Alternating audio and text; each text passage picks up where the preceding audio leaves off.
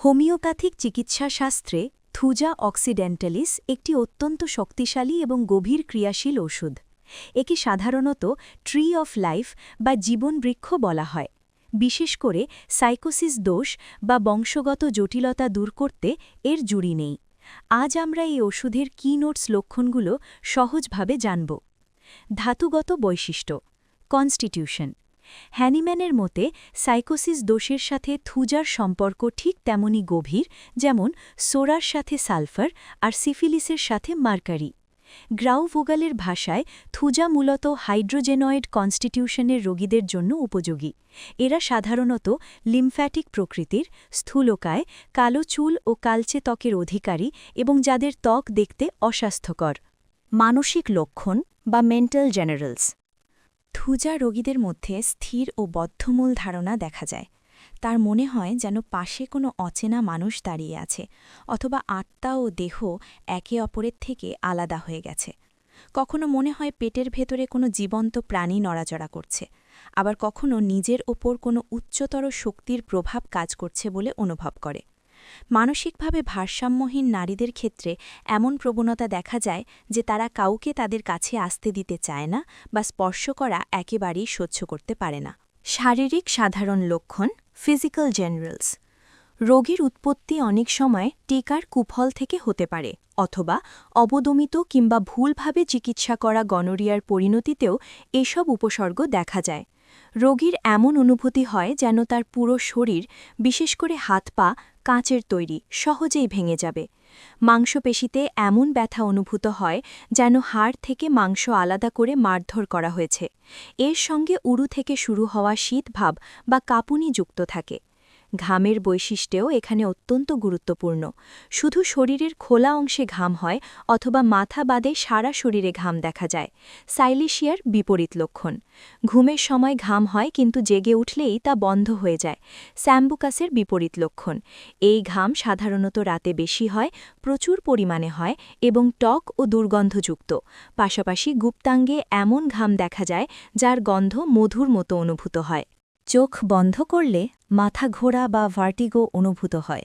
মাথা ব্যথা এমনভাবে অনুভূত হয় যেন প্যারাইটাল হাড়ে একটি পেরেক ঠুকে দেওয়া হয়েছে, অথবা মনে হয় যেন মাথার কোনো অংশে একটি উঁচু বোতাম চেপে ধরা হয়েছে। অতিরিক্ত যৌনাচার, অতিরিক্ত গরমে থাকা কিংবা চা পান করলে এই ব্যথা বৃদ্ধি পায়।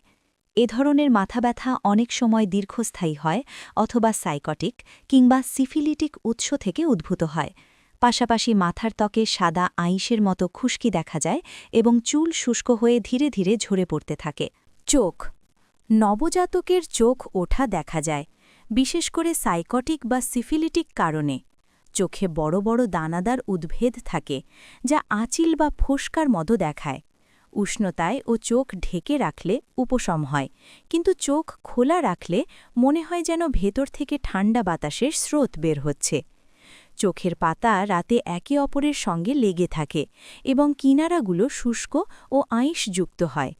চোখের পাতায় বারবার আঞ্জনি, টার্সেল টিউমার, চ্যালাজিয়া বা ছোট কন্ডাইলোমার মতো মোটা ও শক্ত গুটি দেখা যায়।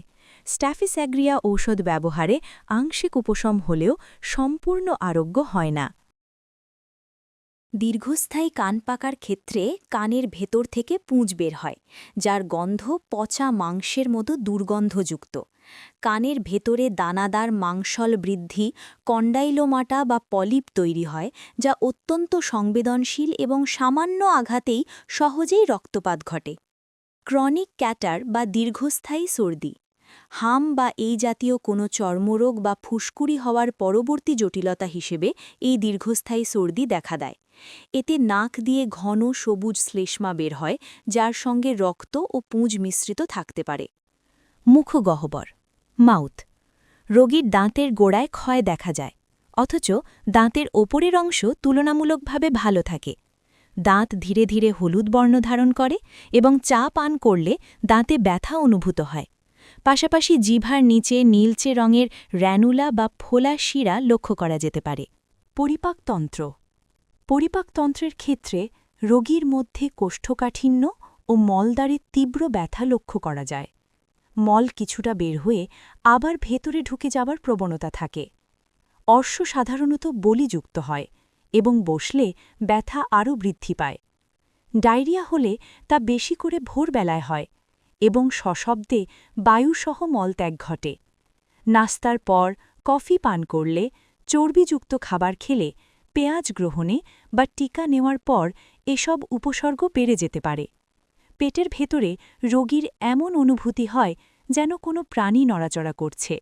মলদ্বার ফাটলযুক্ত থাকে, স্পর্শ করলে তীব্র ব্যথা অনুভূত হয় এবং চারপাশে চ্যাপ্টা আঁচিল অথবা স্যাঁতসেঁতে মিউকাস কন্ডাইলোমাটা দ্বারা বেষ্টিত থাকে।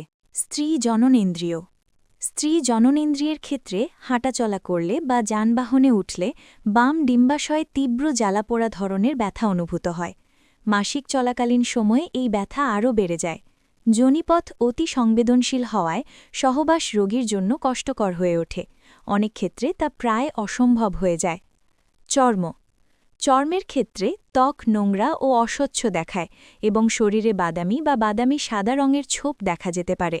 বড় দানাদার ও বোঁটাযুক্ত আঁচিলের প্রবণতা থাকে, যা সাধারণত শরীরের ঢাকা অংশগুলোতে বেশি উদ্ভূত হয়।